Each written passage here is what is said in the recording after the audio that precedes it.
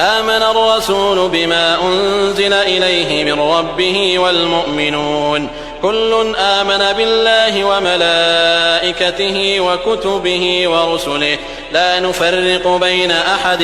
من رسله وقالوا سمعنا وأطعنا غفرانك ربنا وإليك المصير. لا يكلف الله نفسا إلا وسعها لها ما كسبت وعليها ما اكتسبت ربنا لا تؤاخذنا إن نسينا أو أخطأنا ربنا ولا تحمل علينا إصرا كما حملته على الذين من قبلنا ربنا ولا تحملنا ما لا طاقة لنا به واعف عنا واغفر لنا وارحمنا أنت مولانا فانصرنا على القوم الكافرين.